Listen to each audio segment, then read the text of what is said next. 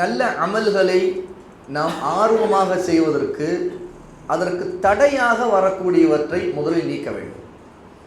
2 நபிமொழிகளை ஷேக் ஹுசைன் அல் அவாயிஷா ஹஃபிதஹுல்லா குறிப்பிடுறாங்க. வஅன் அபி பக்ர் இப்னு அபி மூஸா அல் அஷ்அரி ரலியல்லாஹு அன்ஹு قال سمعت أبي وهو بحضرة العدو يقول قال رسول الله صلى الله عليه وسلم إن أبواب الجنة تحت ظلال السيوف فقام رجل رث الهيئة فقال يا أبا موسى أأنت سمعت رسول الله صلى الله عليه وسلم يقول هذا؟ قال نعم. فرجع الرجل إلى أصحابه فقال أقرأ عليكم السلام ثم كسر جفن سيفه فألقاه ثم مشى بسيفه إلى العدو فضرب به حتى قتل. அபு மூசா ரலியல்லாஹு அன்ஹு அவருடைய மகன் அபூ பக்ர் ரஹிமஹுல்லாஹ் அவங்க சொல்றாங்க, என்னுடைய தந்தை அதாவது அபு மூசா எதிரிகளுக்கு முன்னிலையில், அதாவது போரில் எதிரிகளுக்கு முன்னிலையில் இருக்கும்போது நிச்சயமாக சொர்க்கம் வாள்களின் நிழல்களுக்கு கீழே உள்ளது என்று அல்லாஹ்வின் தூதர் ஸல்லல்லாஹு அலைஹி வஸல்லம் கூறியதாக சொன்னார்கள். எதிரிகளுக்கு முன்னாடி இருக்கும்போது ஜிஹாதி நேரத்தில் வாள்களுக்கு நிழல்கள் இருக்குது. வாள் எடுத்தால் அதில் நிழல் கீழே படுது. வெயிலில் வாள் எடுக்கும்போது நிழல் தெரியும். அந்த நிழலுக்கு கீழே தான் சொர்க்கமே இருக்குது அப்படின்ற ரசூலுல்லாஹி ஸல்லல்லாஹு அலைஹி வஸல்லம், அது அப்வாபுல் ஜன்னா, சொர்க்கத்தின் வாசல்கள் எல்லாம் வாள்களின் நிழல்களுக்கு கீழே உள்ளது அப்படின்னு சொல்றாங்க. இந்த சொல்ல அபு மூசா சொன்ன உடனே அப்போது ஒரு மனிதர், அவர் ரொம்ப அலங்கோலமான தோற்றத்தோடு இருக்கார். பார்த்தா அவர் ஒரு பஞ்சபராரியாக தெரியக்கூடிய தோற்றத்தில் இருக்கார். அந்த மனிதர் உடனே எழுந்து அபு மூசாவிடம் கேட்கிறார், அபு மூசா, அல்லாஹ்வின் தூதர் ஸல்லல்லாஹு அலைஹி வஸல்லம் இப்படி சொன்னதை நீங்கள் கேட்டீர்களா, நேரடியாக கேட்டீர்களா என்று கேட்கிறார். அதற்கு அபு மூசா சொல்றாங்க, ஆமாம் நான் கேட்டேன் என்று சொல்றாங்க. உடனே அந்த மனிதர் தன்னுடைய தோழரிடம் உடனே திரும்பி போகிறாரு. நான் உங்களுக்கு சலாம் சொல்லுகிறேன் என்று சொல்லிவிட்டு உடனே அவர் என்ன செய்கிறார், தன்னுடைய வாளுடைய உரையை எடுத்து அதில் உள்ள வாளை எடுக்கிறார், உரையை தூக்கி எறிகிறார். பிறகு தன்னுடைய வாளை எடுத்துக்கொண்டு எதிரிகளை நோக்கி உடனே நடந்து போகிறார். அவர்களிடம் போய் அவர் தொடர்ந்து போர் செய்கிறார், வெட்ட ஆரம்பிக்கிறார், எதிரிகளை வெட்ட ஆரம்பிக்க இறுதியில் அவரும் வெட்டப்பட்டார், கொலை செய்யப்பட்டார். சஹீஹ் முஸ்லிமில் இடம்பெறக்கூடிய 1902வது ஹதீஸ். இன்னொரு ஹதீஸ் அன் ஜாபிர் இப்னு அப்துல்லாஹ் ரலியல்லாஹு அன்ஹுமா قال, ஜாபிர் ரலியல்லாஹு அன்ஹு அறிவிக்கிறாங்க, قال رجل للنبي صلى الله عليه وسلم يوم احد, உஹுதுடைய களத்தில் உஹுது போர் நடக்கும்போது அந்த நாளில் ஒரு மனிதர் ரசூலுல்லாஹி ஸல்லல்லாஹு அலைஹி வஸல்லம் அவரிடம் கேட்டார், யா ரசூலல்லாஹ், அல்லாஹ்வின் தூதரே, அரஐத இன் குதில்த் ஃபஐன அன, நான் இந்த போரில் கொலை செய்யப்பட்டால் நான் எங்கே இருப்பேன் என்று நீங்கள் பார்ப்பீர்கள், நான் எங்கே இருப்பேன் என்று அவர் கேட்டார். கால ஃபில் ஜன்னதி, ரசூலுல்லாஹ் சொன்னார்கள் சொர்க்கத்தில் இருப்பாய்.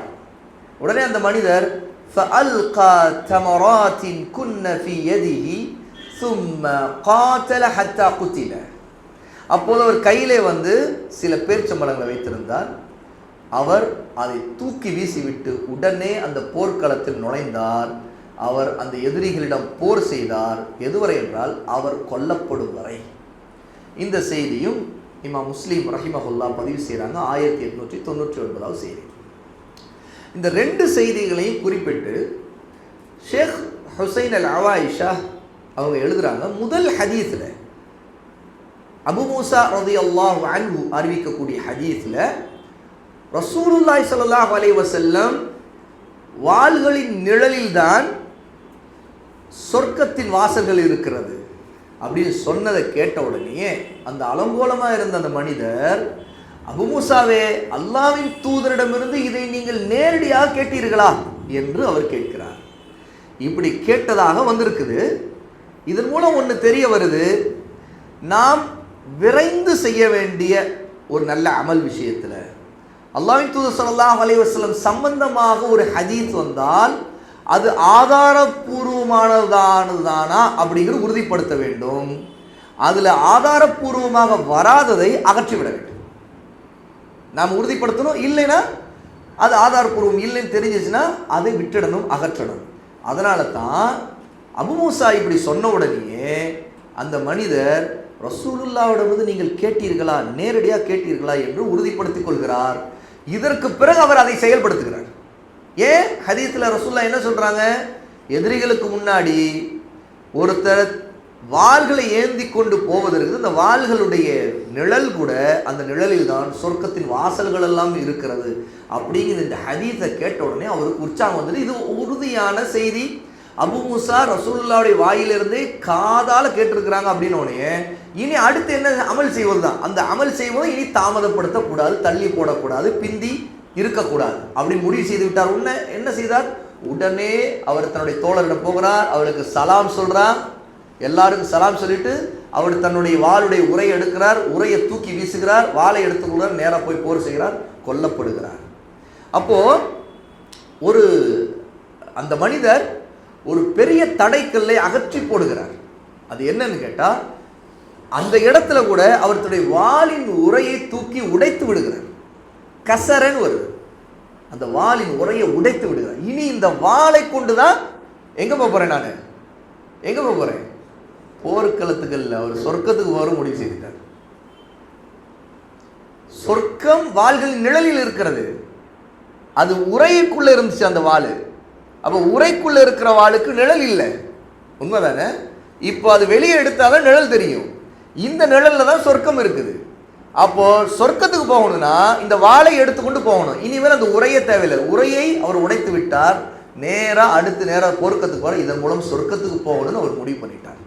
ஏன்னா அந்த ஹதீஸ் அந்த அளவுக்கு அவருடைய உள்ளத்துல ஆழமா இறங்கிருச்சு. இது ரசூலுல்லாஹ் சொன்னதுன்னா நிச்சயமா இந்த வாளை கொண்டு தான் நம்ம சொர்க்கம் போக போறோம், இந்த வாளுடைய நிழல்ல நமக்கு சொர்க்கத்தின் வாசல்கள்லாம் தெரிய போகுது அப்படின்னு முடிவு செய்து விட்டார். அப்போ களத்திலிருந்து தான் திரும்பவே கூடாதுங்கிற எண்ணம் அவருக்கு வந்துருச்சுங்கிறாங்க. ஏன்? இனிமேல் அந்த வாளுக்கு வேலையே இல்லை, அது இனிமேல் உரைக்குள்ள திரும்ப போகாது. இந்த வாளுடைய இறுதி என்னன்னு கேட்டா அது வெட்டிக்கிட்டே இருக்கணும், வெட்டி அவருடைய கதை முடியணும், இவருடைய கதையும் அதுக்கு பிறகு தான் முடியும். அப்போ அதில் தான் நிழல், அந்த நிழலில் தான் இவருக்கு சொர்க்கம் இருக்க போகுது. ஆகவே இனி திரும்ப களத்திலிருந்து வரப்போறதே இல்லைங்கிற முடிவோடு அவர் கிளம்பிட்டார். அதனால தான் என்ன செய்துட்டார்? அந்த வாளுடைய உரையை தூக்கி உடைச்சி வீசி விட்டார் அப்படின்னு ஷேக் அவர்கள் குறிப்பிடுறாங்க.